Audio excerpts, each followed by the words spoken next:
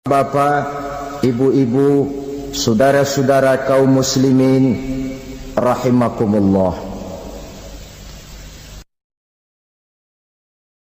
Di dalam kehidupan kita sebagai seorang muslim, minimal 5 kali dalam sehari semalam kita mendengar seruan untuk mendirikan solat yang disebut azan.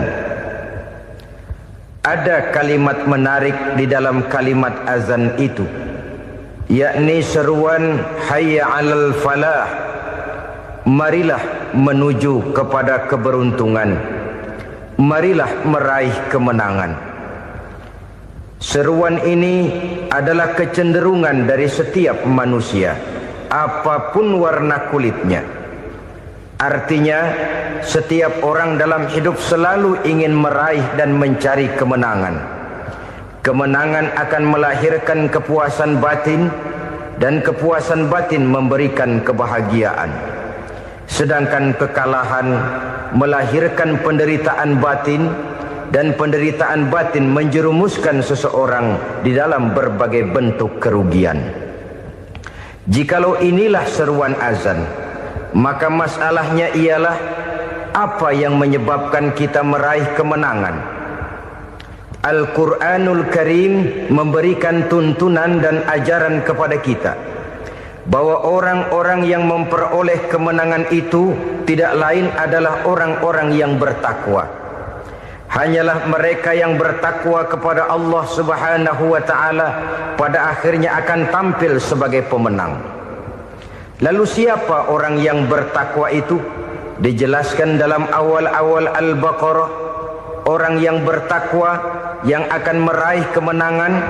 Pertama, alladzina yu'minuna bil ghaib, yaitu orang-orang yang beriman kepada yang gaib, percaya bahwa ada alam yang gaib, alam yang abstrak, alam yang tidak bisa dijangkau oleh salah satu daripada panca indera kita.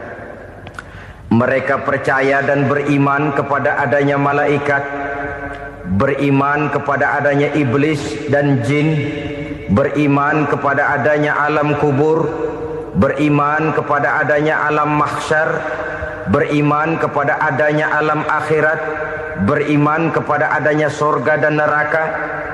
Beriman bukan cuma sekedar beriman dalam ucapan bibir saja, tetapi beriman yang nilai iman itu mampu mewarnai gerak dan gaya hidupnya. Iman yang meresap sampai ke tulang sumsum, kemudian memberikan dampak positif di dalam kehidupan manusia. Alam, kita tahu, adalah sesuatu yang selain Allah. Dan Allah bukanlah alam.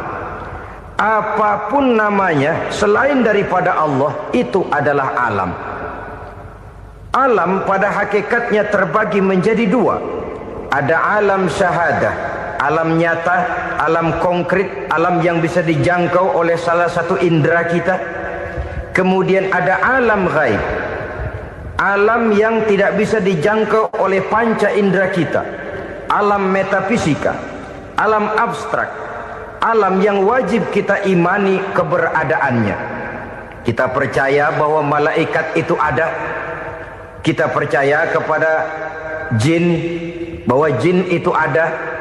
Kita percaya kepada adanya iblis dan setan. Bukan percaya kepada iblis dan setannya, percaya bahwa iblis dan setan itu ada. Itu termasuk salah satu daripada sifat orang yang bertakwa kepada Allah. Saudara-saudara kaum muslimin rahimakumullah, kecenderungan pembangunan yang lebih bersifat materialistis biasanya menggeser aspek kehidupan rohani. Orang berpikir empiri, dan dalam pola pikir yang demikian maka alam gaib tidak lagi mendapat perhatian. Aspek kehidupan yang bersifat rohaniah malah mulai ditinggalkan. Akibatnya terjadilah kepincangan di dalam kehidupan kita. Pernah ada satu pengalaman pribadi dalam perjalanan kembali ke tanah air.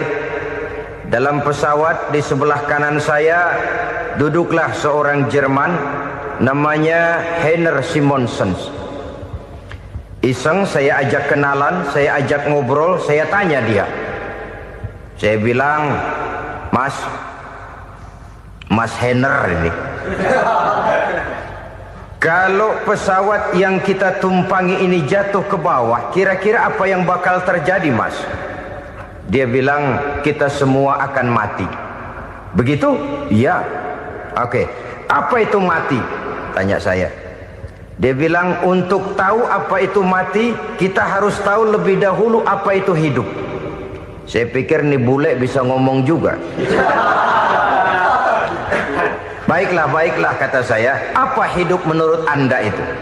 Oh, hidup itu dia bilang, kalau seluruh anggota badan kita bekerja secara normal, paru-paru memompa darah secara normal, jantung berdetak secara normal, sel-sel tubuh bekerja secara fit, dan organisme tubuh hanya mau bekerja secara normal, dia bilang, kalau kita memberi makan yang cukup, menu yang teratur, dan gizi yang lengkap. Saya bilang, kesimpulannya apa, Ner? Dia jawab, hidup adalah dari tangan ke mulut. Life is from the hand to the mouth, kata dia. Hidup adalah dari tangan ke mulut. Jadi masalah hidup tidak lebih daripada masalah isi perut. Orang pergi pagi, pulang sore, peras keringat, banting tulang, perut yang dibelain. Saya bilang, you are wrong. Sampean salah, Ner. Kamu orang Islam bukan? Bukan. Pantas. Kenapa saya salah? Dia bilang, ya jelas salah. Salahnya di mana? Kamu ini manusia. Kalau hidup cuma dari tangan ke mulut, saya bilang, kambing di kampung saya juga begitu pikirannya, Ner. Itu kambing di kampung saya, asal perutnya kenyang, sudah hidup dia. Perkara besok bagaimana, lusa prospeknya macam mana, bulan depan ada apa, kambing nggak pernah mikir. Di kampung saya kambing juga pikirannya begitu. Kamu Kristen ya? Tadinya. Loh kok tadinya, lalu apa sekarang kamu ini? Dia bilang, sekarang saya netral. Saya tidak beragama, tapi saya percaya kepada Tuhan sebagai pencipta alam. Saya ingat benar dia bilang, I haven't any religious, but I believe to God as the creator of the world. Kenapa bisa netral begitu, Ner? Habis saya bingung katanya. Islam bilang Islam baik, Kristen bilang Kristen baik, Hindu Buddha bilang Hindu Buddha baik, semua agama baik. Saya netral sekalian, nggak beragama. Yang penting saya percaya kepada Tuhan. Saya bilang, Ner, kamu ini kayak orang mau beli celana, lalu bingung. Yang satu bilang Levi's bagus, yang satu bilang Blue Jean hebat, yang satu bilang Wool England hebat. Celana ini hebat, celana itu bagus, celana ini hebat, semua celana bagus, kamu bingung. Akhirnya netral, tidak pakai celana. Itu juga salah. Saya pikir-pikir, kemudian saya melihat bahwa dua pola berpikir Heiner ini nampaknya sudah mulai menggejala di lingkungan masyarakat bangsa kita. Disadari atau tidak, secara jujur kita harus berkata, dua pola pemikiran Heiner ini mulai berkembang di tengah masyarakat bangsa kita. Pertama, pola pikir materialisme. Hidup adalah dari tangan ke mulut. Masalah hidup tidak lebih masalah isi perut. Itu yang perlu dibela, dan disitulah arti kehidupan. Pergi pagi, pulang sore, peras keringat, banting tulang untuk mempertahankan perut. Kalau sudah kemari cara orang berpikir, maka buat apa percaya kepada yang gaib? Untuk apa sholat? Untuk apa puasa? Untuk apa zakat? Untuk apa menghadiri majelis taklim? Tanpa kepercayaan kepada yang gaib, hidup berjalan menurut alur empiris dan materialis. Kalau sudah ke sana cara orang berpikir, biasanya orang lalu cenderung menghalalkan segala cara. Hanyalah orang yang percaya bahwa akhirat ada, hanyalah orang yang percaya bahwa alam kubur itu ada, hanyalah orang yang percaya bahwa malaikat itu ada, hidupnya akan lebih terarah dan terkendali. Karena kepercayaan kepada yang gaib, yang merupakan fase daripada kehidupan setelah hidup yang sekarang ini, mewarnai gerak pribadi seseorang di dalam dia melakukan kegiatan hidupnya. Pola berpikir materialisme, disadari atau tidak, mulai menggejala di lingkungan masyarakat bangsa kita. Hidup tidak lebih dari urusan tangan ke mulut, mulut ke tangan, tangan ke mulut. Asal perut sudah kenyang, hiduplah sudah. Perkara bagaimana prospek hari yang akan datang, bagaimana akhirat, tidak jadi persoalan. Ini yang oleh Nabi diperingatkan, ad-dunya sijnul mu'min wa jannatul kafir. Dunia adalah penjara bagi orang beriman dan surga bagi orang kafir. Dulu di zaman Belanda hadis ini pernah disalah tafsirkan, disalah artikan, digunakan sebagai senjata untuk mengkebiri dan membuat impoten umat Islam. Sudahlah umat Islam gak usah macam-macam, kata Belanda. Dunia ini kan penjara buat orang Islam, surga buat orang kafir. Di penjara jangan bertingkah.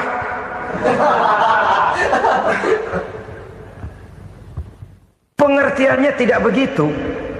Dunia adalah penjara bagi orang mukmin. Artinya dalam kehidupan dunia seorang mukmin tidak bebas memperturutkan hawa nafsunya.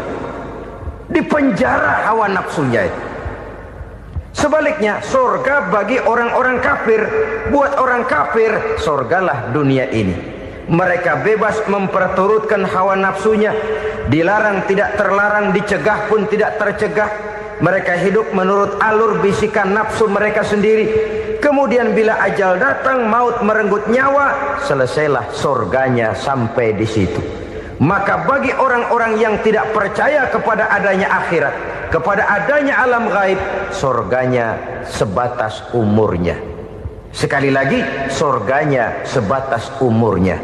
Bila umur selesai, ajal pun datang merenggut nyawa, selesailah sudah surganya sampai di situ.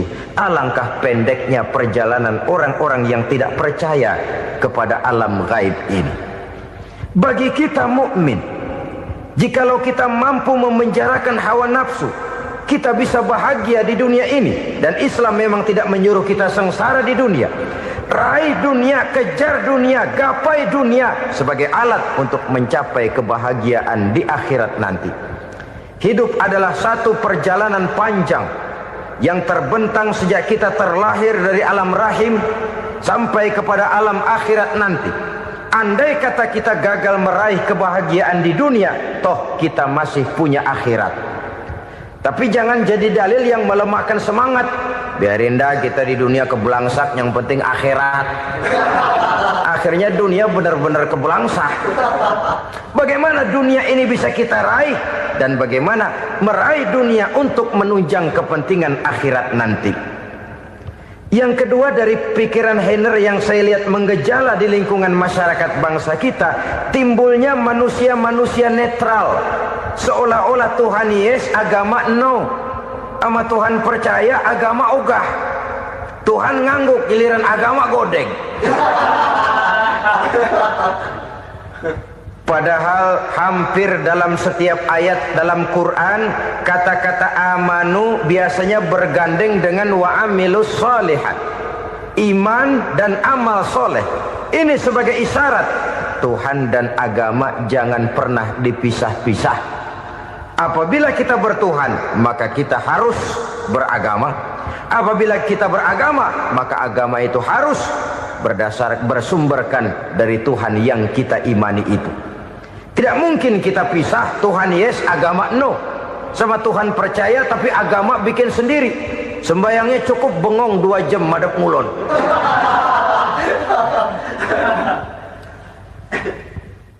Saudara-saudara kaum muslimin rahimakumullah. Jadi dengan demikian, agama yang kita akui merupakan unsur mutlak di dalam pembangunan sekarang ini, merupakan bagian dari kehidupan yang menuntun kita bahwa di balik alam nyata ini, di balik alam syahadah ini ada alam gaib. Dan mudabbir, murabbi, yang mengatur, yang menguasai, yang memelihara, baik dia alam nyata, baik dia alam gaib, tidak lain adalah Allah Subhanahu wa ta'ala. Di sana ada satu super power, satu maha kekuatan yang kita perlu bersandar kepadanya. Sebagai makhluk nyata yang hidup di alam nyata, berbuatlah secara nyata sebagaimana harusnya kita berbuat. Karena Islam jelas bukan agamanya orang pemalas. Islam jelas bukan agamanya orang yang mengajarkan setelah selesai sholat boleh duduk, nggelenggem ayam-ayam, ndelohom, menghitung bintang di langit sambil menunggu keajaiban. Tidak. Islam adalah agama yang mengajarkan apabila sholat sudah selesai kamu kerjakan, bertebaranlah di permukaan bumi, cari karunia Tuhanmu. Jangan hidup berpangku tangan menunggu keajaiban. Karena hidup bukan undian. Jangan berharap untung besar tanpa mau peras keringat. Tapi di sebalik itu toh kita juga harus yakin bahwa di sisi usaha nyata yang kita lakukan ada satu super power, satu maha kekuatan gaib yang menentukan berhasil dan tidaknya usaha kita. Kepercayaan kepada hal semacam inilah yang mendorong kita untuk mempunyai sandaran vertikal, agar jikalau usaha ini berhasil, kita tidak lupa diri dan lupa daratan. Jikalau usaha ini gagal, kita tidak putus asa dan buruk sangka, tidak cupik pandangan dan sempit hati, tapi mampu melihat persoalan dengan kacamata putih sambil husnuzon kepada Allah Subhanahu wa ta'ala. Kita percaya malaikat itu ada. Ada yang namanya Raqib dan Atid, mengawasi gerak hidup kita sampai kepada gerak hati kita. Ini memberikan sugesti agar kita berhati-hati. Tidak sejengkal tanah pun kita bisa berlindung dari pengawasan Raqib dan Atid. Ada Munkar Nakir yang akan menyoal kita di alam kubur. Ada malaikat Malik, penjaga neraka. Ada malaikat Ridwan yang menjaga surga. Kita percaya kepada adanya jin, kita percaya kepada adanya setan, iblis. Percaya kepada adanya, bukan mempercayai si setan, si iblis lalu menjadikannya sebagai teman. Tidak. Percaya bahwa mereka itu ada dan merupakan makhluk Allah yang gaib yang diciptakan Allah Azza wa Jalla. Kepercayaan kepada alam gaib memberikan motivasi terhadap gerak lahir manusia, sehingga dengan motivasi kepercayaan kepada yang gaib, gerak lahir jadi lebih terarah, jadi lebih terpelihara. Pernah seseorang bertanya, "Pak, apakah adanya akhirat bisa dibuktikan secara ilmiah?" Saya bilang tidak bisa, tidak bisa. Kenapa? Karena yang berangkat nggak pernah pulang kembali lagi. Kalau dia pulang kemari bisa kita tanya bagaimana enak di sono. Cuma secara moral saya katakan, lebih beruntung orang yang percaya kepada akhirat daripada yang tidak.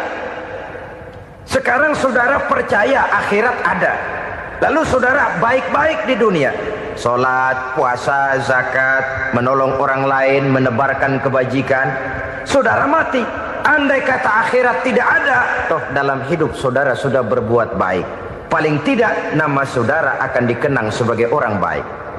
Sebaliknya, saudara percaya, kata saya, bahwa akhirat tidak ada, lalu hidup semau-maunya, tenggelam dalam maksiat dan munkarat, menentang Allah, tidak mau ruku dan sujud.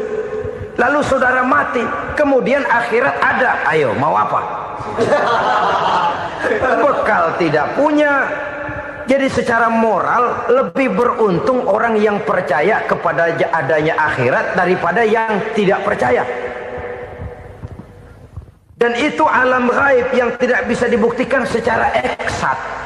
Jangankan untuk membuktikan seperti itu, dalam kehidupan sehari-hari saja yang kita rasakan tidak selalu berbentuk toh. Angin, bagaimana sih bentuknya angin? Kita tidak tahu. Merah, buktinya kalau dikerok merah. Yang merah itu kulit, yang kulit kita bukan anginnya. Sakit, rasa sakit itu ada, tapi bagaimana bentuk sakit kita nggak pernah tahu. Kalau kita makan cabai pedas, bagaimana bentuk pedas itu tidak ada, tapi rasa ada. Bentuk pedas hijau, cabenya bukan pedasnya. Tidak semua yang kita rasakan bisa kita gambarkan dalam bentuk yang konkret. Oleh karena itu, sekali lagi bahwa kepercayaan kepada alam yang gaib mampu memberikan satu sugesti yang menata kehidupan seseorang lebih lurus, lebih terarah, dan lebih terkendali. Maka wajar kalau kepercayaan kepada yang gaib mengantarkan seseorang untuk meraih kemenangan. Kenapa? Dia percaya kepada yang gaib, bahwa akhirat ada, bahwa alam kubur ada, bahwa pertanggungan jawab itu ada. Maka dia lalu tidak hidup saenae udele dewe, itu loh. Tidak hidup menurut seleranya sendiri, terarah, teratur. Ini cirinya yang pertama. Orang bertakwa yang akan meraih kemenangan, mereka beriman, mereka percaya kepada yang gaib. Bahkan hal-hal konkret saja selalu berangkat dari yang gaib. Saudara-saudara, para remaja, para pemuda sekarang ini tidak pernah tahu toh siapa yang akan jadi teman hidup saudara. Kita bisa saja ngerancang, mentargetkan, tapi toh akhirnya yang namanya jodoh bukan kekuasaan kita. Rezeki di luar kemampuan kita. Begitu juga ajal. Maut, jodoh, ajal adalah contoh-contoh konkret bahwa pada akhirnya yang gaiblah yang menentukan. Bertahun-tahun ngelancong, emang jodoh seret, nggak jadi.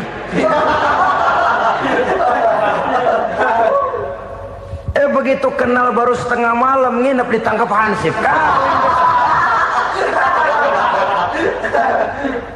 Hal-hal semacam itu kadang-kadang kita berpikir suuzon, gilet, perempuannya cakep banget, lakinya rebek amat.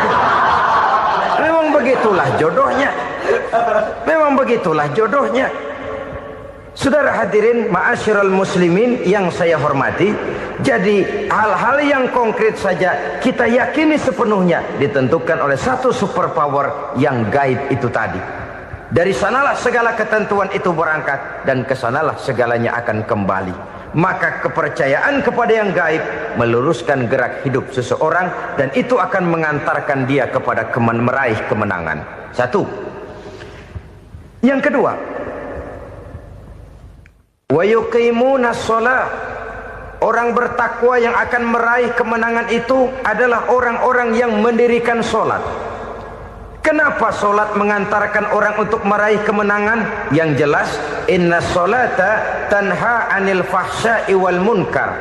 Sholat mampu mencegah manusia dari perbuatan keji dan munkar. Banyak filsafat hidup yang terkandung di dalam sholat ini.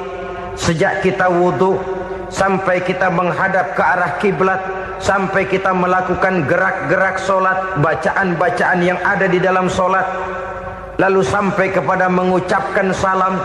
Banyak filsafat hidup yang terkandung di dalam sholat. Umpamanya saja, setelah takbiratul ihram mulai kita dengan sholat dalam posisi berdiri, diajarkan dalam kitab-kitab fikih agar kita melihat ke arah tempat sujud. Ini kan filsafat kehidupan. Kalau kamu sholat dalam posisi berdiri, lihat tempat sujud. Jangan sholat mata jelalatan, sebab nanti bisa mengurangi kekhusyuan. Jadi wajar kalau yang dikatakan bahwa yang paling afdol adalah shaf yang di depan. Kenapa? Secara harfiah pengertiannya akan lebih mengundang kekhusyuan. Kenapa? Kalau kita di shaf paling depan di masjid umpamanya paling banter kita lihat tembok. Tapi kalau kita shaf di tengah atau di belakang, orang-orang di depan kita pun akan kelihatan. Yang bajunya loreng, yang bajunya genggang, yang bajunya macam-macam. Kita lihat, kadang-kadang kita pikirin, ada yang bajunya bolong. Kita sholat tapi dalam hati, nih orang bajunya robek yang nggak tahu apa. Ada saja hal-hal yang mengusik kekhusyuan kita. Oleh sebab itu diajarkan dalam posisi berdiri, lihat, arahkan pandangan matamu kepada tempat sujud. Ini kan filsafat kehidupan. Maksudnya apa? Kalau lagi diri lihat dong tempat sujud. Kalau udah di atas ingat dong sama yang bawah. Kalau sudah tinggi ingat dong dari mana kamu berangkat. Kalau sudah berkuasa bantu dong yang lemah. Kalau sudah kaya santuni dong yang miskin. Kalau sudah alim bimbing dong yang awam. Ini filsafat kehidupan. Dalam posisi berdiri kau lihat tempat sujud. Ini akan melahirkan kepekaan sosial di mana seseorang mau tahu kepada orang lainnya. Bagaimanapun kaya kita, tinggi pangkat dan jabatan kita, jikalau hidup hanya untuk kepentingan perut sendiri saja, rasanya belum membawa manfaat di dalam kehidupan kita. Tapi efek yang tertinggi sesungguhnya, solat mencegah manusia dari perbuatan keji dan munkar. Perbuatan keji dan munkar, walaupun kelihatannya mendatangkan uang, membawa keuntungan, tapi itu keuntungan semu, keuntungan sementara. Dengan menipu orang lain kita bisa dapat untung, tapi tidak membawa berkah. Dan itu adalah kerugian besar dalam kehidupan kita. Maka untuk meraih kemenangan harus dimulai dengan membentuk kepribadian yang tegar, memiliki sandaran vertikal yang langsung kepada Allah Subhanahu wa ta'ala. Dan itu hanya bisa kita tempuh melalui jalur ibadah formal yang sudah ditentukan Allah, yakni solat yang 5 waktu. Untuk memperkuat itu ada solat-solat sunnah, rawatib, nawafil sebagai terminal-terminal kontrol cadangan untuk memelihara stabilitas temperatur batin di dalam kita berhubungan dengan zat yang maha gaib, yaitu Allah Subhanahu wa ta'ala. Orang sering bertanya, Pak, itu tetangga saya nggak sholat, duitnya nggak habis-habis, Pak. Nggak sholat tapi mobilnya tambah terus. Nggak sholat tapi usahanya makin maju. Tapi di sisi lain ada orang yang rajin sholat, rezekinya butak bener. Anaknya mana kurus, mana korengan. Saudara hadirin ma'asyiral muslimin rahimakumullah, harus saya katakan bahwa solat memang bukan untuk cari duit. Solat adalah sandaran vertikal kita kepada Allah. Sedangkan soal rezeki itu berkaitan dengan sifat Allah maha pengasih dan maha penyayang. Allah maha pengasih, siapapun dikasih kalau mau usaha. Allah maha penyayang, tidak semua orang disayang oleh Allah Azza wa Jalla. Dan belum tentu banyak harta itu merupakan nikmat. Mungkin juga istidraj. Artinya istidraj itu dikasih tapi diambulin, kalau bahasa Betawinya itu. Dikasih tapi diambulin, itu bukan merupakan nikmat sesungguhnya, lebih merupakan azab dari Allah Subhanahu wa ta'ala.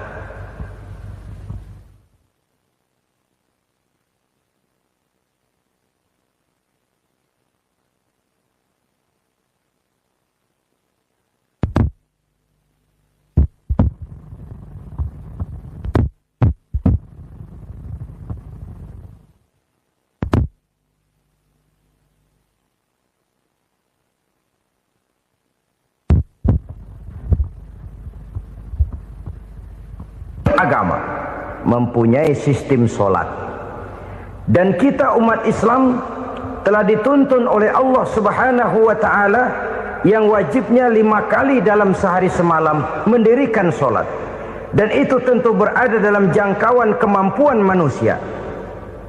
Pada awalnya barangkali kita memang merasa solat itu satu kewajiban, tapi semakin kita hayati makna, manfaat dan filsafat yang terkandung di dalam ajaran solat, semakin sampai kita kepada keyakinan bahwa solat adalah keperluan kita.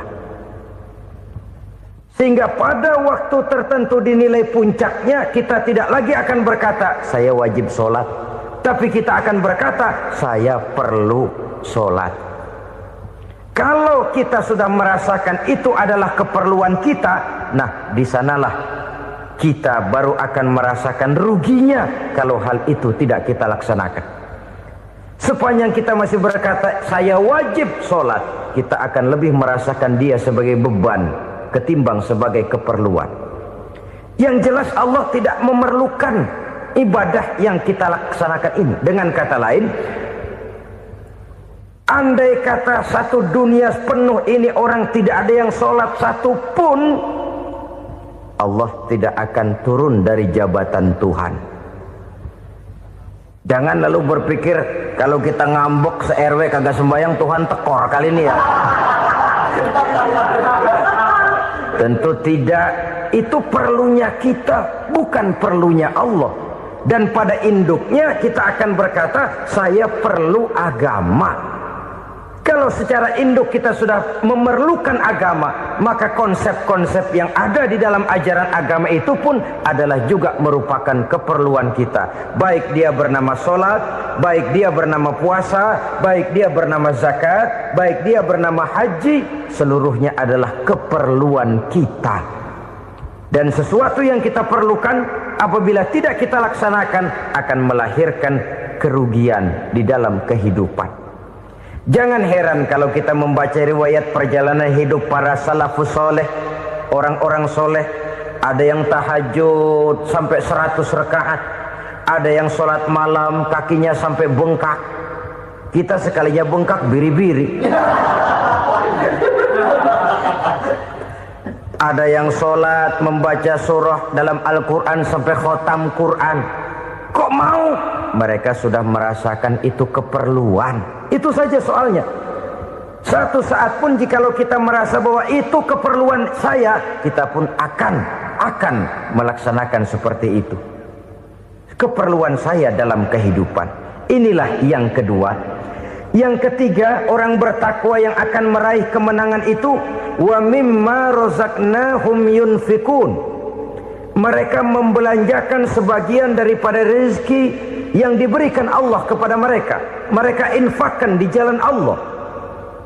Ada satu dialog menarik. Satu hari seorang anak muda bertemu dengan seorang kakek-kakek yang sudah dikenalnya baik. Bertanyalah anak muda ini, "Kek, umur kakek berapa tahun?" 15 tahun, kata si kakek. "Anak kakek berapa orang?" 1. "Harta kakek berapa banyak?" 15 juta. Si anak muda ini bengong. Lalu protes, "Kok kakek bohongin saya?" "Kenapa?" "Saya tahu umur kakek 70 tahun. Kenapa ngaku 15? Saya tahu anak kakek 5. Kenapa bilang 1? Saya tahu kakek miliuner, miliaran uang kakek. Kenapa ngaku cuma 15 juta? Begini, kata si kakek tadi. Benar, umur saya 70 tahun. Tapi dari umur yang 70 tahun itu baru 15 tahun terakhir ini saya merasakan ibadah kepada Allah. Meninggalkan maksiat, jauh dari segala macam munkarat. Maka yang 15 tahun inilah yang benar-benar saya rasakan sebagai umur saya. Benar anak saya 5, tapi yang 4 susah diatur. Cuman 1 rasanya nih yang bakal jadi si buah hati belahan jantung pelanjut cerita penerus sejarah. Cuma 1 ini yang saya harapkan, yang akan jadi anak soleh, yang akan membuat saya menerima pensiunan pahala. Kalau yang 4 apek dah, nggak ada harapan. Yang 1 nyekek botol melulu. Oh begitu, iya. Lalu kenapa kakek bilang harta kakek cuma 15 juta padahal saya tahu kakek uangnya miliaran, depositonya banyak? Ya karena 15 juta itulah yang saya ingat yang pernah saya belanjakan di jalan Allah. Saya merasa itulah harta saya yang sebenarnya. Yang miliaran yang saya simpan di bank kelak, kalau satu saat saya mati akan jadi rebutan di antara anak-anak saya. Iya kalau anak saya soleh kayak yang 1 ini. Kalau yang 4 tadi udah tulen dia bakal berantem dah berebut tuh. Jadi 15 juta yang saya belanjakan di jalan Allah inilah yang saya merasakan benar-benar harta saya yang sesungguhnya. Dialog ini patut menjadi bahan renungan kita bersama.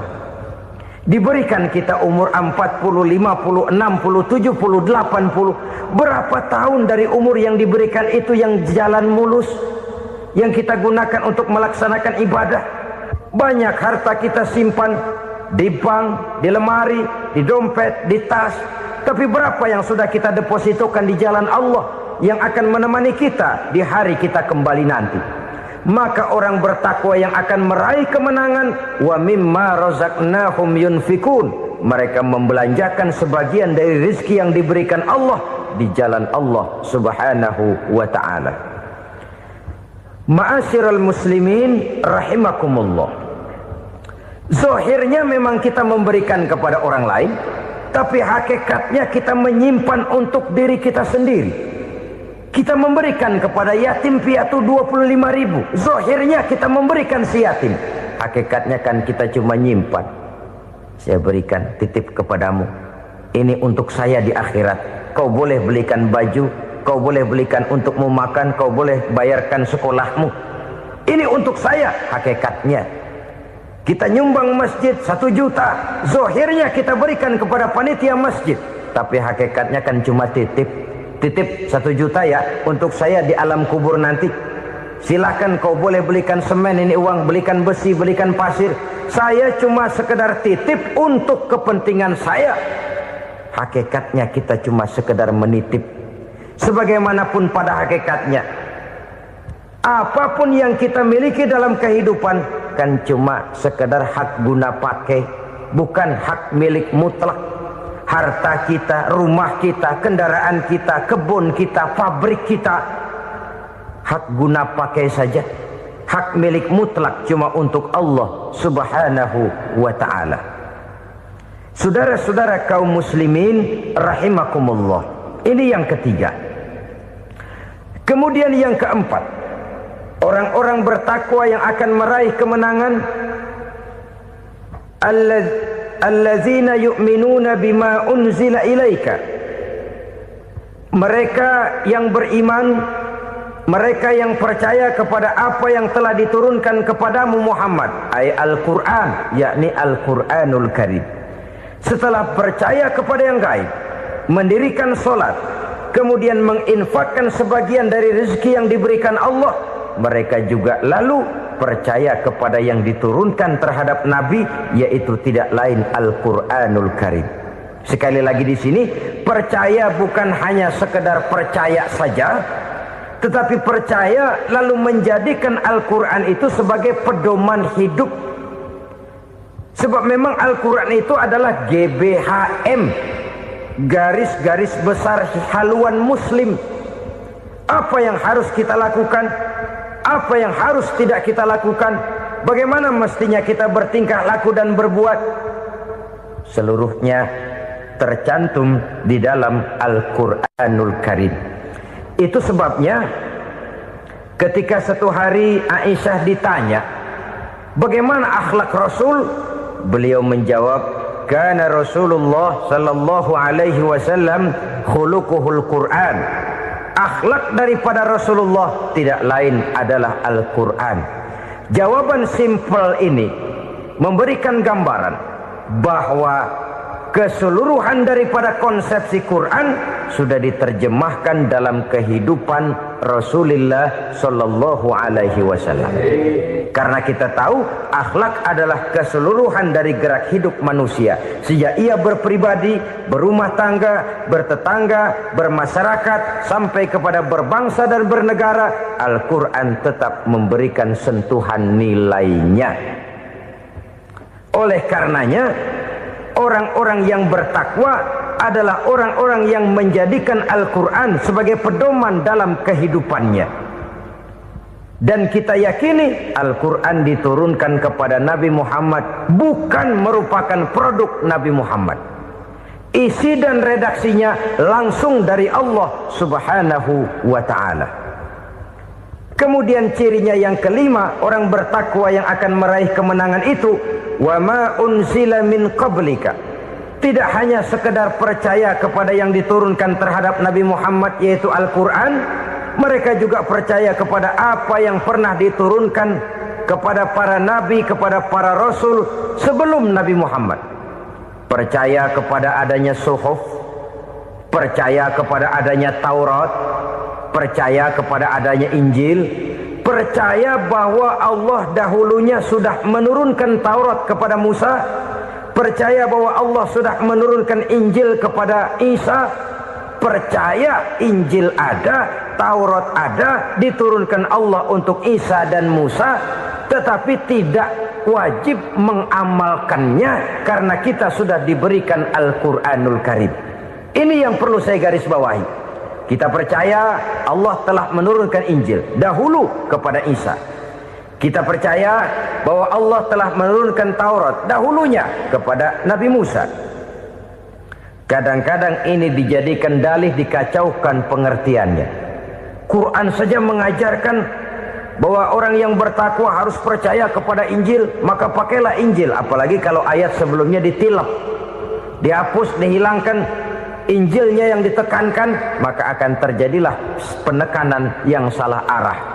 Karena salah arah akhirnya bisa merusak dan menghancurkan akidah. Ketika Rasul suatu saat pernah ditanya orang, "Ya Rasul, bagaimana sikap kita sebagai muslim terhadap Injil yang ada sekarang?" Beliau menjawab, "La tukadzibuhu jami'an wa la tusaddiquhu jami'an." Jangan didustakan seluruhnya, jangan juga dibenarkan semuanya. Artinya, ini sudah merupakan gambaran dari Rasul bahwa dalam Injil yang ada sekarang masih ada ajaran-ajaran tauhid yang dibawa oleh Nabi Isa dan diajarkan kepada umatnya. Tapi juga dalam Injil yang sekarang ini sudah terkena intervensi dan investasi manusiawi. Karena itu Rasul menyimpulkan, la tukadzibuhu jami'an wa la tusaddiquhu jami'an. Jangan didustakan semua, jangan dibenarkan seluruhnya. Kita memang percaya Allah telah menurunkan Injil kepada Nabi Isa dulu, tapi kita tidak wajib mengamalkan Injil. Kita percaya Allah telah menurunkan Taurat kepada Nabi Musa, tapi kita tidak wajib mengamalkan kitab ajaran Taurat. Yang wajib kita percayai dan kita amalkan hanyalah Al-Quranul Karim. Kenapa? Oleh karena baik yang ada di dalam Taurat, baik yang ada di dalam Injil, tentu tercakup di dalam Al-Quran sebagai kitab terakhir yang diturunkan oleh Allah Subhanahu wa Ta'ala. Dan itu wajar. Kalau seorang pejabat mau mengeluarkan satu keputusan baru, tentu dia harus meninjau keputusan-keputusan lama. Andai kata dianggap tidak berlaku, dianggap tidak relevan lagi, maka keputusan-keputusan lama itu tentu sudah dianggap tidak berlaku. Sebagian daripada aturan-aturan dalam keputusan lama yang masih dianggap relevan tercantum dalam keputusan baru yang wajib diamalkan. Begitulah hubungannya antara Al-Quran, Taurat, Zabur, dan Injil. 4 kitab samawi yang diturunkan Allah masing-masing kepada Zabur untuk Nabi Daud, Taurat untuk Nabi Musa, dan Injil untuk Nabi Isa alaihi wassalatu wassalam. Ketiga-tiga kitab itu kita percayai adanya. Kita yakini Allah telah menurunkan Zabur, Taurat, dan Injil. Tapi kita tidak wajib mengamalkannya. Yang wajib kita mengamalkannya sekarang ini tidak lain hanyalah Al-Quranul Karim saja. Karena ia mencakup apa yang ada di dalam Zabur, apa yang ada di dalam Taurat, dan apa yang ada di dalam Injil. Keotentikannya bisa dipertanggungjawabkan. Ya, tapi kan Nabi Muhammad sudah mati 14 abad yang lalu, dan di zaman beliau Al-Quran kan belum dikodifikasikan, belum ditulis. Bagaimana keotentikannya bisa dipertanggungjawabkan? Mudah saja. Allah berjanji, inna nahnu nazzalna dzikra wa inna lahu lahafizun. Kami yang menurunkan Al-Quran dan kami yang akan menjaga dan memeliharanya. Allah turunkan Quran, Allah menjaganya. Bagaimana cara Allah menjaga Al-Quran itu? Banyaknya orang-orang yang hafaz Al-Quran. Hafaz Al-Quran 30 juz, 114 surah, 6.666 ayat. Sehingga jangankan satu kata Jangankan satu ayat, satu kalimat saja berubah, sudah akan timbul reaksi dan mudah dimengerti. Kenapa? Banyak orang-orang yang hafaz Al-Quran. Sedangkan pada setiap akhir tahun biasanya malaikat Jibril selalu mengadakan checking terhadap ayat-ayat yang diturunkan pada waktu itu. Di zaman Nabi sendiri sudah ada usaha kodifikasi. Dan yang lebih luar biasa lagi, sampai hari ini tidak seorang pun mampu membuat satu ayat saja semacam Al-Quran. Ke bahasa manapun dia diterjemahkan, naskah aslinya tetap ikut, rujukan dasarnya tetap ada. Berdasarkan itu, maka tidak mungkin terjadi penyelewengan terhadap atau pemalsuan terhadap ayat-ayat Al-Quranul Karim. Kesuciannya, keotentikannya, kemurniannya bisa dipertanggungjawabkan. Ma'asyiral muslimin rahimakumullah. Oleh karenanya, konsepsi dasar daripada ajaran Islam ini memang tidak lain adalah Al-Quran dan Sunnah. Isi daripada agama Islam yang merupakan iman, Islam dan ihsan, konsepsi dasarnya tidak lain adalah Al-Quran dan Sunnah Rasulullah Sallallahu Alaihi Wasallam. Maka yang kita perlukan sekarang ini adalah terjemahan Al-Quran di dalam kehidupan kita. Dengan demikian, maka gaya kehidupan yang lebih Qurani itulah yang kita dambakan. Kita perlu memang terjemahan Quran dalam bahasa Inggris, dalam bahasa Belanda, dalam bahasa Jepang, tapi yang lebih kita perlukan adalah terjemahan Quran di dalam kehidupan kita. Konsekuen, tidak memanipulasi, ringan sama kita jinjing, berat sama kita pikul. Jangan kalau lempengan ayat Quran tuh kira-kira enak diamalin, keras teriakan kita. Giliran kira-kira ayat Quran itu mukul kepala kita sendiri, diam kita. Itu ciri yang pernah disindir Allah dalam awal-awal Baqarah juga. Ciri beragamanya orang yang munafik. Kullama adha'a lahum masyawfih, kata Allah. Wa iza azlama alaihim qamu. Apabila terang mereka jalan, apabila gelap mereka berhenti. Artinya, kalau kira-kira di Islam nguntungin, rame-rame pada teriak Islam. Tapi ketika diminta untuk berjuang, ketika dituntut untuk berkorban, rame-rame mengundurkan diri. Nasib agama tidak ubahnya seperti daun pisang yang dikait orang di tepi jalan lantaran tak berpayung di ketika hari hujan. Manakala hujan usailah sudah, daun itu pun dicampakkan di tepi jalan, diinjak pula orang nan lalu. Artinya, orang menjadikan agama cuma sebagai lipstick, decoration only, tidak konsekuen. Hanya pada saat-saat kelihatannya Islam membawa keuntungan, rame-rame orang teriak-teriak tentang Islam. Tapi jikalau diminta berjuang, jikalau dituntut untuk berkorban, biasanya rame-rame juga mengundurkan diri. Jangan heran kalau mayoritas hitungan kita, tapi minoritas peranan kita. Kuantitas kita dalam jumlah, tapi dalam kualitas kita lebih sering jadi penonton daripada jadi pemain. Padahal itu sangat tidak boleh terjadi. Umat Islam di Indonesia harus bangkit. Umat Islam di Indonesia harus sadar akan keberadaannya. Tidak boleh hanya jadi penonton berpangku tangan. Karena memang agama kita juga mengajarkan untuk konsekuen di dalam menjabarkan ajaran-ajaran daripada agama kita. Kita sering menjadi jatuh menjadi umat yang lemah oleh karena kita ini tidak pandai menggalang kebersamaan yang diakibatkan tidak konsekuennya kita. Diistilahkan bahwa umat Islam di dalam menggalang kebersamaannya itu harus seperti orang main sepak bola. Saudara-saudara kan tahu orang main sepak bola itu. Orang main sepak bola, kalau pertandingan belum dimulai sih silakan saja kumpul di luar lapangan, atur strategi yang baik. Tapi kalau pertandingan sudah dimulai, turun ke lapangan hijau, jangan kumpul terus. Ada sepak bola gotong royong, mundur-mundur rame-rame, depan ke depan kumpul melulu mainnya. Kalah. Orang main sepak bola itu ya harus ada penyerang tengah, harus ada penjaga gawang, harus ada strikernya, harus ada kiri luarnya, kanan dalamnya yang jadi backnya. Posisi boleh bermacam-macam, tapi yang penting saling ngoper untuk menggolkan gawang lawan. Begitulah umat Islam ini.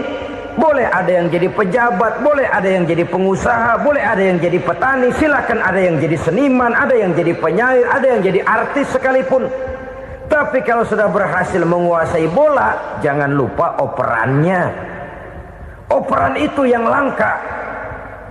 Kita ini muslim kadang-kadang kalau sudah memegang menguasai bola, kalau belum mau mampus, belum mau ngoper. Nanti kalau sudah nggak punya bola, baru mau ngoper. Kalau sudah dengar-dengar mau dekat pensiun, baru mau jihad, baru mau berjuang, baru mau ngurus pesantren. Tanda tangan sudah tidak laku, memo sudah tidak dihargai, baru mau berjuang. Kemarin kemana, Mas? Kita tidak pandai memanfaatkan posisi. Dengan kata lain, kalau kembali kepada persoalan kita, konsekuensi kita terhadap agama yang kita anut ini belum ideal.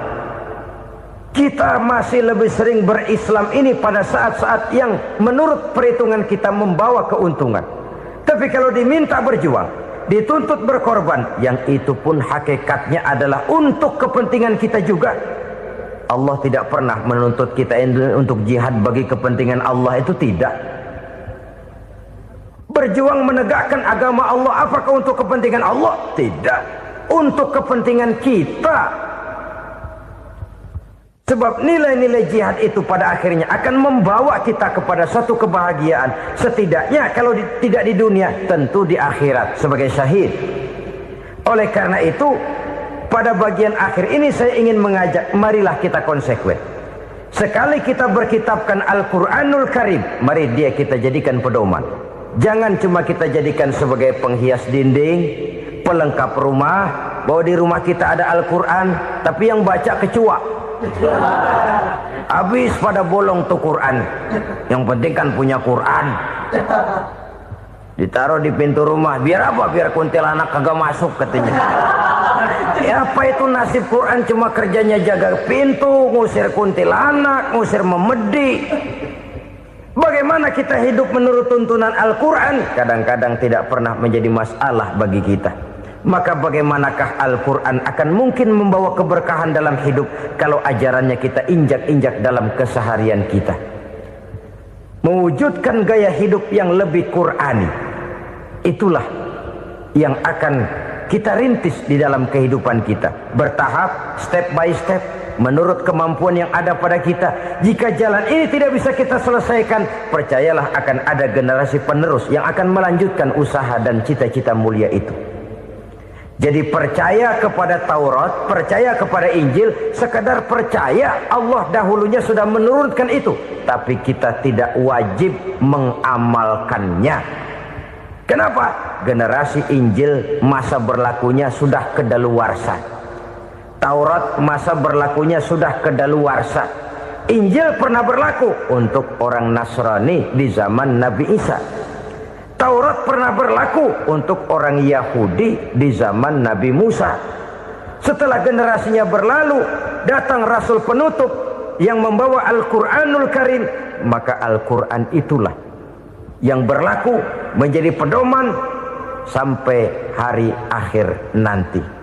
Jangan jauh dari Al-Quran, karena apabila ini kita lakukan, maka kita akan kembali kepada satu gaya hidup yang jauh dari tuntunan agama, dan itu artinya kita akan semakin jauh untuk meraih kemenangan. Saudara-saudara kaum muslimin rahimakumullah.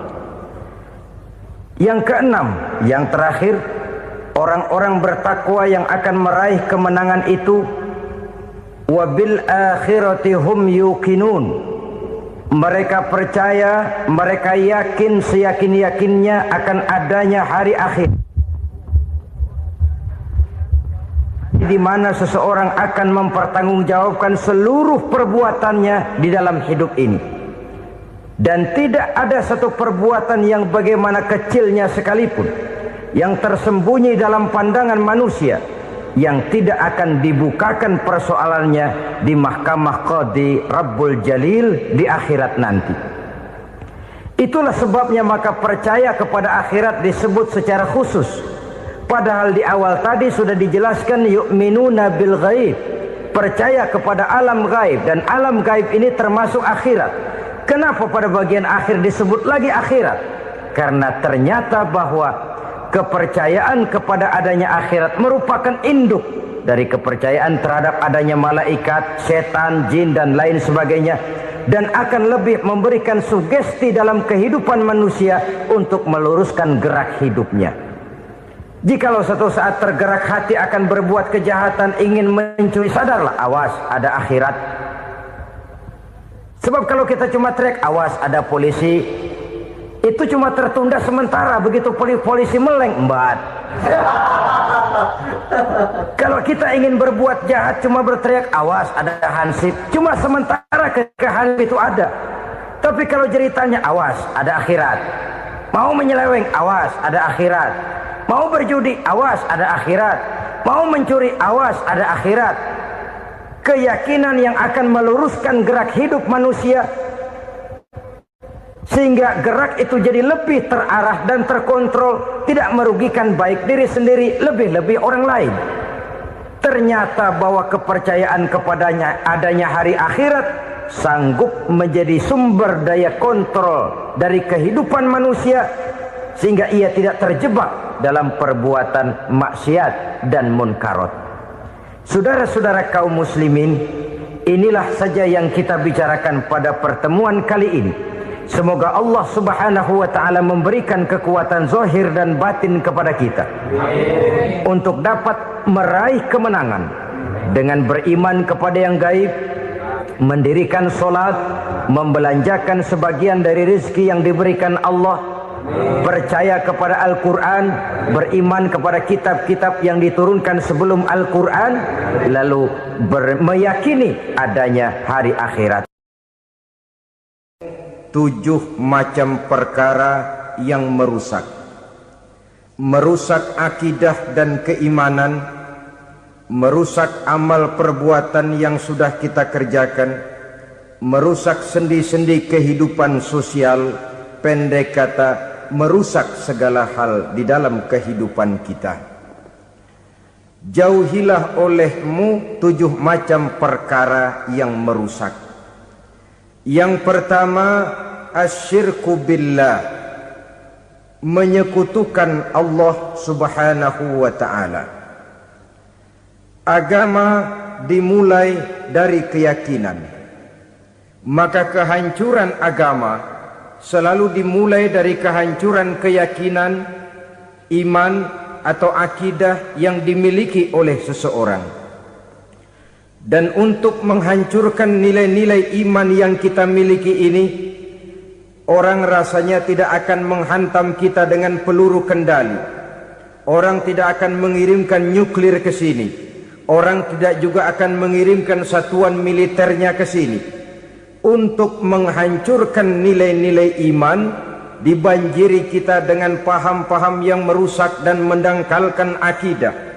Baik ia bernama materialisme, baik ia bernama sekularisme, baik ia bernama banjirnya maksiat dan munkarat, baik ia bernama banjirnya peradaban dan kebudayaan yang menghancurkan moral daripada anak-anak kita, sedikit demi sedikit melenturkan dan melunturkan nilai-nilai keimanan kita, untuk kemudian pada waktunya nilai iman itu akan bertukar dan berganti menjadi nilai syirik kepada Allah subhanahu wa ta'ala. Atau pada sisi lain, menjadikan yang selain Allah sebagai tujuan akhir daripada kehidupan kita. Sedangkan kita sama-sama maklum bahwa di dalam pandangan agama Islam, dosa yang tidak berampun, dosa yang terbesar, termasuk dalam kategori bapak moyangnya dosa, tidak lain adalah syirik, yakni menyekutukan Allah subhanahu wa ta'ala. Pola penghancuran iman ini memang berstrategi. Ditawarkan kita kepada paham materialisme, paham kebendaan, di mana otak menempati urutan sebagai ranking pertama, Tuhan jatuh pada urutan kedua. Lalu menyusul kepada paham sekularisme, Allah dipisahkan dari seluruh kegiatan hidup ini, untuk pada gilirannya menjadikan yang selain Allah sebagai tujuan akhir daripada seluruh kegiatan hidup kita. Oleh karenanya, kewajiban menjaga nilai-nilai iman ini merupakan kewajiban yang mulia tetapi berat, tidak hanya untuk kita, tetapi juga bagaimana mewariskannya kepada anak-anak kita, generasi yang akan datang. Orang-orang tua bijaksana yang diceritakan di dalam Al-Quran, kalau sudah berpikir tentang anak-anaknya, pertanyaan yang paling mereka risaukan ialah, ma ta'buduna min ba'di. Anakku, kalau pada satu saat aku, ayahmu sudah tidak ada lagi di dunia ini, meninggalkan kamu semua, ma ta'buduna min ba'di, apa yang akan kamu sembah nak? Jikalau sekarang ayahmu masih mau ke masjid, masih mau melakukan rukuk dan sujud, masih beribadah menyembah Allah Subhanahu wa ta'ala, kalau orang tuamu sudah tidak ada, ma ta'buduna min ba'di, masihkah engkau mau datang ke masjid? Masihkah engkau mau rukuk dan sujud? Masihkah engkau mau menyembah Allah Subhanahu wa ta'ala? Pertanyaan ini yang dipikirkan oleh Nabi Yakub kepada putra-putranya. Pertanyaan ini yang diteruskan oleh Nabi Ibrahim kepada anak-anaknya. Pertanyaan ini yang diwariskan oleh generasi ulama salafus saleh kepada para generasi berikutnya. Bagaimana kita generasi sekarang? Kita orang-orang tua sekarang bukan berfikir ma ta'buduna min ba'di, malah yang kita fikirkan ma ta'kuluna min ba'di. Kalau bapak tidak ada nanti kamu makan apa nak? Perkara kamu nyembah apa, urusan nomor 18. Yang penting kamu nanti hidup bisa makan nak. Maka kita sibuk mewariskan harta kepada anak-anak kita. Kita sibuk mewariskan kebun dan tanah kepada anak-anak kita.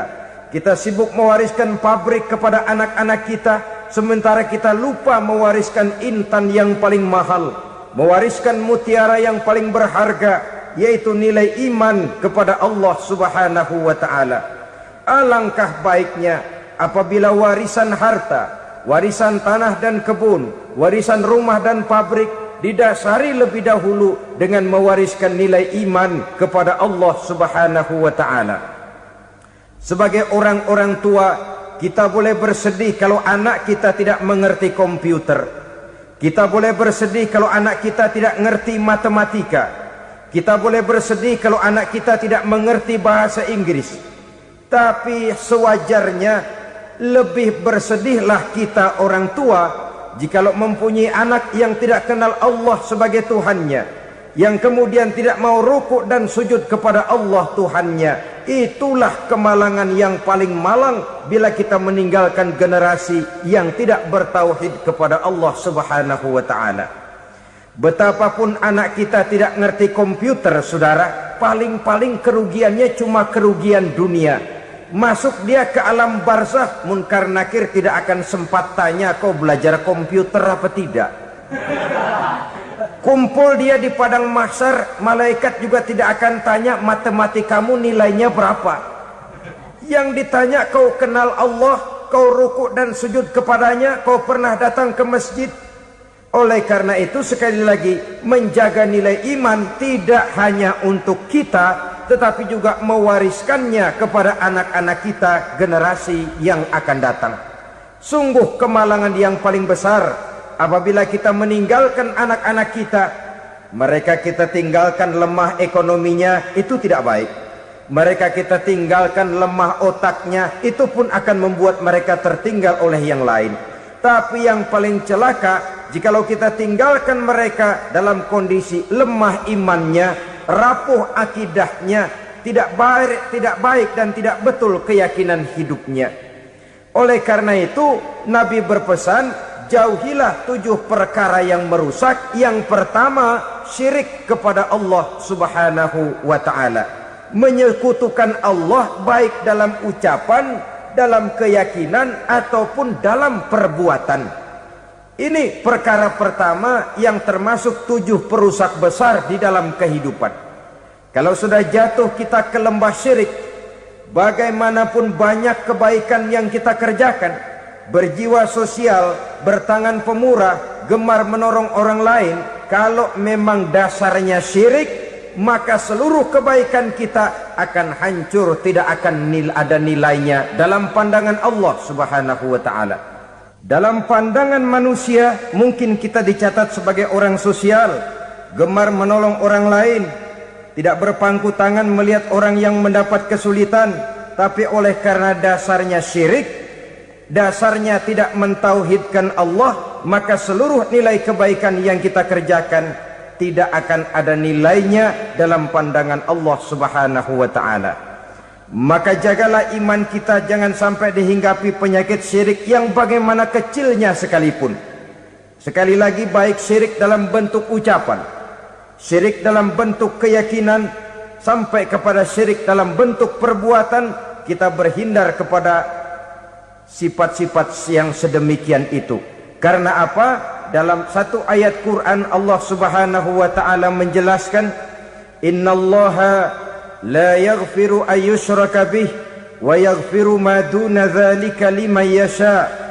Allah tidak akan memberi ampun kepada orang-orang yang menyekutukannya, tapi Allah masih mau memberikan ampun kepada dosa-dosa yang selain itu bagi orang-orang yang dikehendakinya. Dosa selain syirik, apabila kita bertaubat, Allah masih mau mengampuni. Tapi kalau sudah jatuh ke tempat syirik, itu sudah dosa yang tidak berampun. Taubatnya tidak lain melepas syirik, kembali kepada tauhid, berkeyakinan bahwa hanya ada Allah Subhanahu wa ta'ala, Tuhan satu-satunya yang lam yalid walam yulad walam yakul lahu kufuwan ahad. Tidak beranak, tidak pula diperanakkan, dan tidak satupun yang dapat menyerupai Tuhan Allah Subhanahu wa ta'ala. Saudara-saudara kaum muslimin rahimakumullah, bahwa kita di zaman sekarang memang tidak menyembah berhala, ya. Bahwa kita tidak berterang-terangan mengatakan Tuhan lebih dari satu, memang. Bahwa kita tidak berkeyakinan Tuhan itu punya anak atau diperanakkan, tentu. Tapi dalam perbuatan dan i'tiqad kita kadang-kadang jatuh tanpa kita sadari ke tempat yang bernama syirik ini. Oleh karenanya, di zaman di mana teknologi makin canggih, di mana kemajuan pembangunan makin menjangkau berbagai aspek kehidupan, diperlukan keseimbangan antara kemajuan fisik material dengan kemajuan mental spiritual. Apabila tidak ada keseimbangan, yang terwujud tentulah kepincangan, yang diawali dengan pincangnya cara kita berpikir, sehingga pada akhirnya akan mengarah kepada pincangnya cara kita berbuat dan bertindak di dalam kehidupan kita. Oleh karena itu Nabi berpesan, jauhilah sifat syirik, karena syirik merupakan dosa yang teramat besar. Ini sifat merusak yang pertama. Yang kedua, kata Nabi, wasihra, jauhilah sihir. Sihir ini juga termasuk perkara yang merusak kehidupan. Kita semua sama-sama maklum bahwa sihir sebenarnya bukan persoalan baru. Sejak sebelum datang Islam, sihir itu sudah ada. Di zaman Yunani kuno, sihir ada. Di zaman Mesir kuno, di zaman Cina kuno, dan yang lain-lain yang serba kuno, sihir itu sudah ada. Bahkan para nabi pun, para rasul yang diutus oleh Allah Subhanahu wa ta'ala, senantiasa berhadapan dengan ahli-ahli sihir untuk menguji kebenaran dari misi yang mereka bawa. Sihir adalah perbuatan di luar kebiasaan yang bisa dikerjakan oleh ahlinya dengan bantuan jin atau setan. Hukum mempelajari sihir adalah haram, mengamalkannya lebih haram lagi. Sebab itu saudara-saudara, sihir merupakan perbuatan merusak yang harus kita jauhi. Ciri-ciri daripada perbuatan sihir, pertama, ia mengandung tipuan, bayangan khayal. Di zaman Nabi Musa misalnya, orang melihat tambang-tambang itu seperti ular. Nabi Musa melayangkan tongkatnya menjadi ular-ular besar yang memakan ular-ular kecil ciptaan tukang-tukang sihir Fir'aun tadi. Lalu sihir bisa terjadi dengan bantuan jin kafir atau setan. Kemudian ciri yang ketiga, sifatnya halus dan tersembunyi. Taruh kata ada seorang ahli sihir yang mempergunakan ayat-ayat Quran sebagai jompa-jampe, sebagai baca-bacaan, itu cuma sekedar kedok. Tujuannya tidak lain menjadikan agama sebagai ketok untuk membenarkan cara yang dimurkai oleh Allah Subhanahu wa ta'ala. Satu hadis yang diriwayatkan oleh Imam Bazar dan Tabrani, Nabi berpesan, "Laisa minna man tatayyara lahu au takahhana au tukuhhina lahu au sahira lahu." Tidak termasuk ke dalam golonganku, kata Nabi. Tidak termasuk umatku. Siapa mereka?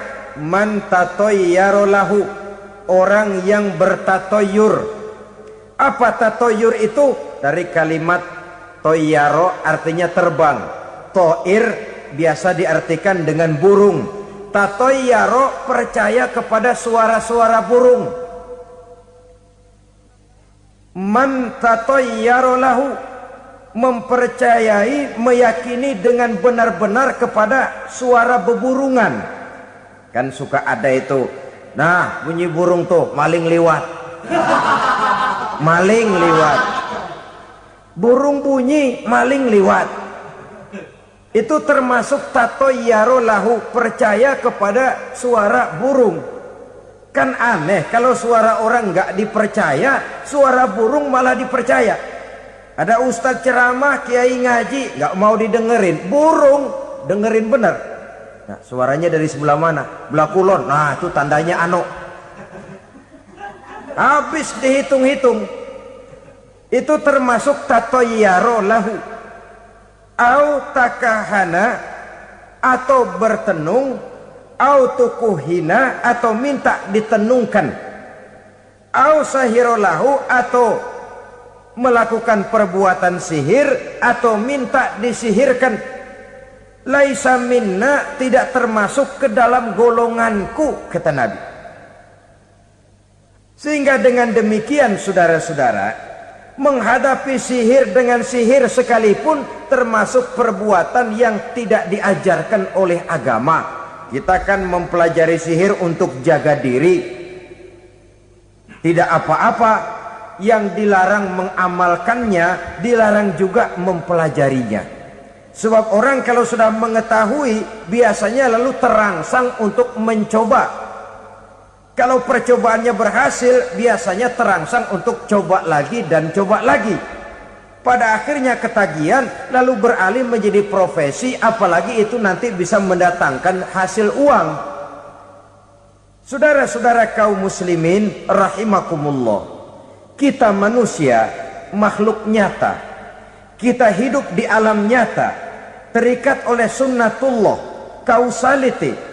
Oleh karenanya, bagi kita keyakinan yang penuh, keikhlasan di dalam bertuhankan Allah, penyerahan diri sepenuhnya hanya kepadanya, itu sudah merupakan obat penangkal yang sangat ampuh agar kita tidak terkena penyakit-penyakit yang dibuat oleh setan dan para pembantunya. Sehingga beberapa ayat Quran mengajarkan, misalnya a'udzu bikalimatillahi tammati min syarri ma khalaq, atau bismillazi la yadurru ma'asmihi syai'un fil ardi wala fis sama, dengan menyebut nama Allah yang tidak bisa mendatangkan bahaya sedikit pun dari baik yang datang dari langit maupun yang datang dari bumi. Jiwa yang kosong dari keyakinan yang penuh kepada Allah, jiwa yang penuh was-was dan ragu-ragu, itu yang mudah terserang oleh penyakit-penyakit yang dikerjakan oleh para tukang-tukang sihir, yaitu oleh setan dan seluruh para pembantunya. Kemudian hadis kedua yang diriwayatkan oleh Imam Ibnu Hibban, Nabi bersabda, la yadkhulul jannata mudminu khamrin wala mu'minu bisihrin wala qati'u rahmin. Tidak masuk surga. Ini Nabi yang bilang, tidak masuk surga. Siapa itu? Pertama, mudminu khamrin, orang yang berkekalan dalam mabuk. Selalu mudminun itu sudah menjadi perbuatan rutinnya, tidak kapok-kapoknya, teler seumur hidup. Mudminu khamrin, tidak masuk surga orang yang selalu bermabuk-mabukan. Yang kedua, wala mu'minu bisihrin, orang mukmin tapi main sihir. Ini juga oleh Nabi diperingatkan, tidak akan masuk surga orang mukmin tapi suka main sihir. Wala qati'u rahmin, dan tidak juga orang yang memutuskan silaturahmi. Tiga macam manusia yang diperingatkan Nabi tidak akan masuk surga: orang yang selalu mabuk, orang mukmin yang main sihir, dan orang yang memutuskan silaturahmi. Saudara-saudara kaum muslimin rahimakumullah. Lalu orang berkata, kenapa dilarang kita bersihir? Padahal Rasul sendiri kan punya mukjizat. Nah, kita memang harus membedakan antara mukjizat dengan sihir. Dalam kehidupan agama kita kenal ada yang namanya mukjizat, ada yang namanya karomah atau keramat biasa diucapkan, ada yang namanya maunah, ada yang namanya irhas, ada juga yang namanya sihir. Kesemuanya ini berbeda, saudara-saudara. Yang dinamakan mukjizat itu khusus untuk para rasul saja. Satu kejadian luar biasa yang terjadi dilakukan oleh rasul atas izin dari Allah Subhanahu wa taala. Perbedaannya dengan sihir jelas. Sihir dari setan, mukjizat dari Allah. Sihir bisa dipelajari, mukjizat tidak. Sihir umumnya untuk maksud-maksud yang tidak baik, sedangkan mukjizat untuk memperkuat kebenaran yang disampaikan oleh para rasul dan ditentang oleh umatnya. Bahkan kafir Quraisy dahulu menganggap orang-orang ahli sihir itu berada dalam satu posisi yang hina, sehingga mereka mengatakan dan menuduh Nabi Muhammad sebagai tukang sihir. Tuduhan sebagai tukang sihir adalah tuduhan yang sangat aib dan hina. Di tengah masyarakat kufar jahiliyah, kedudukan tukang sihir dipandang sebagai kedudukan yang hina, sehingga mereka mengejek Nabi dengan sebutan tukang sihir. Jadi mukjizat hanya untuk Rasul saja. Kemudian karomah. Karomah ini asal kata dari karomah, kehormatan, kemuliaan yang diberikan Allah kepada hamba-hambanya yang rajin mendekatkan diri kepadanya. Oleh karena ketekunannya melaksanakan ibadah, Allah memberikan keistimewaan kepada orang itu, yang dengan keistimewaannya dia bisa mengerjakan yang tidak bisa dikerjakan oleh orang lain. Karomah hanya bisa dicapai dengan prestasi ibadah. Kalau sihir, mau ibadah apa enggak, asal dia belajar, bersatu dan berteman dengan setan, memenuhi persyaratan-persyaratan setan, biasanya lalu bisa. Sedangkan karomah tidak mungkin terwujud tanpa orang mendekatkan diri sedekat-dekatnya kepada Allah Subhanahu wa ta'ala. Maka kita lihat biasanya orang-orang yang punya ilmu sihir mukanya